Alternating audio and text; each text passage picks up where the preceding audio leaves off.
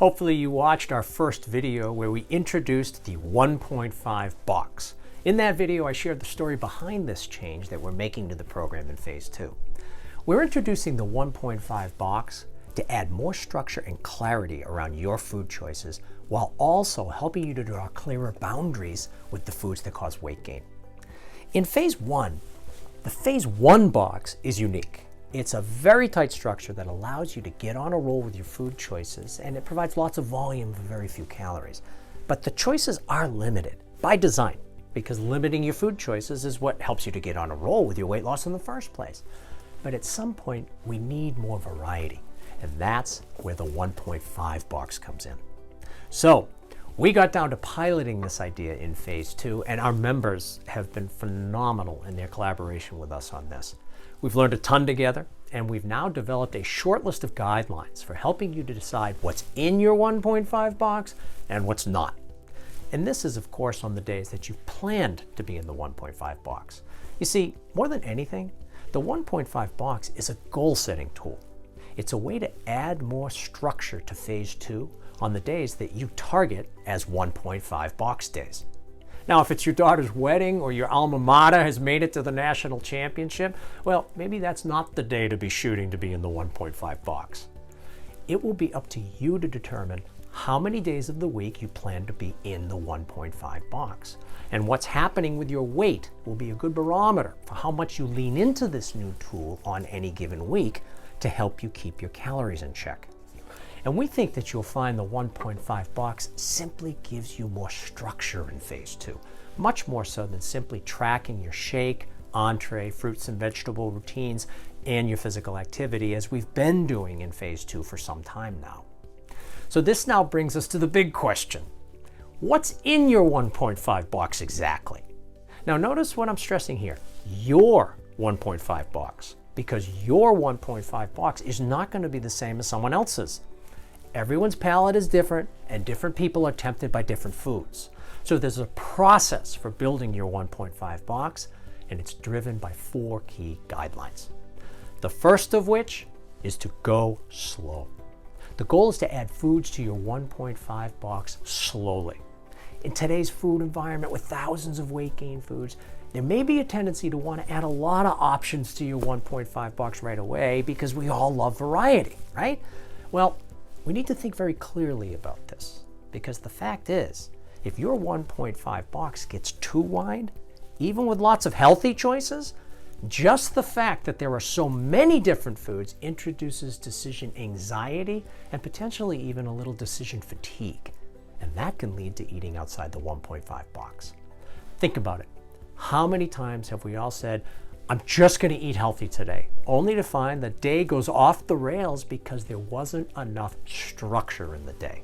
Well, the 1.5 box creates that structure. So instead of starting your 1.5 box wide with lots of variety, a smarter approach is to start small and gradually build more low-calorie food choices into your 1.5 box. You want your 1.5 box to be clear. You want it to be tight. And jumping into the deep end of the pool with too many food choices will not be tight, and I think we all know that. So going slow will be key. Okay, the next guideline is to go to the extremes first, the calorie extremes. Given all the different foods out there, the process of figuring out what should be in your 1.5 box could become overwhelming. So here's a trick. It's actually a critical thinking technique for clarifying your thought process. Go to the extremes first. Start building your box by answering the easy questions first. So on the low end of the calorie continuum, we start with the question, what are the low-calorie foods that you absolutely know belong in your 1.5 box because it's obvious to you that those foods support your weight management? So that's one extreme, the obvious low-calorie foods that work for you. Then we go to the other end of the extreme, the high-calorie extreme, and ask, what are the high-calorie foods that you absolutely know should not be in your 1.5 box? Because again, it's obvious to you that those foods don't work for you and they lead to weight gain. Now, don't say all of them because it can feel like that sometimes. Over time, you will find that there are some indulgent or at least semi-indulgent foods that you can successfully work into a 1.5 box day. but that only comes with time and experience. But by going to the extremes first, as we've just done here, we're again answering the easy questions right up front. What's definitely in your 1.5 box and what's definitely not. And by answering these easy questions to start, you're already gaining clarity about your 1.5 box. Now, once you've defined the extremes, we can then start to selectively, carefully build more foods into the middle. And that brings us to guideline number 3. Carefully weigh the pros and cons of each food that you're considering for your 1.5 box. Again, you want to go slow here and be very cautious, very thoughtful when assessing each new food. The guideline specifically advises us to objectively self-reflect on the possible drawbacks of adding this food, which is essentially saying, could this food potentially cause you to gain weight? And we really do need to be objective here. Otherwise, it's so easy to fall into emotional reasoning, often called motivated reasoning, which can cloud your thinking and lead you to try to justify that food. And we all know what this sounds like, don't we? You know, I really want cheese to be in my 1.5 box, and I'll just have to be really careful with my portions. Or, I'd love to have baked Lay's potato chips in my 1.5 box, and they are baked. I'll just make sure I don't eat too many of them. Or, boy, I'd sure love a little wine in my 1.5 box, or maybe a beer or two. I'll just make sure that I do extra PA on those days. Absolutely. Are you hearing the slippery slope? Should I go on? I've got a million of them, because it's just so easy to rationalize like this.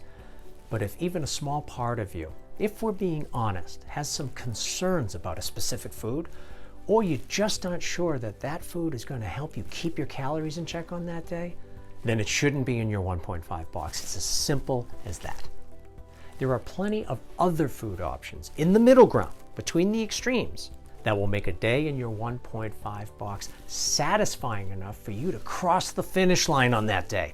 And by that, I mean ultimately staying away from foods that cause weight gain on that day. That really is the bottom line goal of a day in the 1.5 box. Okay, so guideline number 1 is to go slow when adding new foods. Guideline number 2, to clarify your thinking, start with the extremes first and identify the low-calorie foods that are definitely in and the high-calorie foods that are definitely out.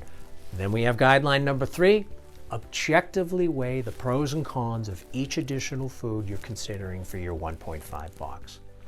Let's now look at our last guideline.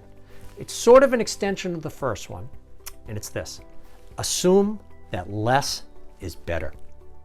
You see, there's a very natural tendency to think that the more healthy foods you have in your 1.5 box, the better. But it's probably the opposite. The point I made earlier bears repeating here. The more foods you invite into your 1.5 box, the less clear the boundaries will become. I get it. It's very natural to want to add variety, to have more choices. But too much choice almost always makes it harder to manage calories. Again, decisions lead to decision anxiety, which leads to negotiating with oneself.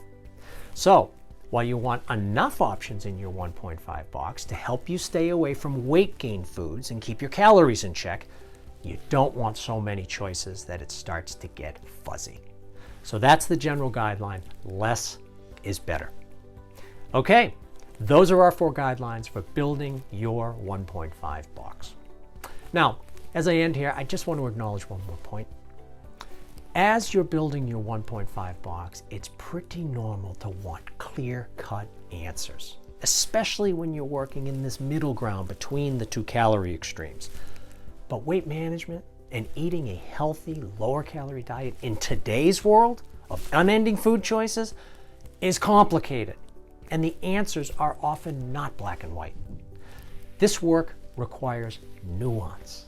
It requires objectivity, along with lots of trial and error, until you arrive at which foods really do belong in your 1.5 box.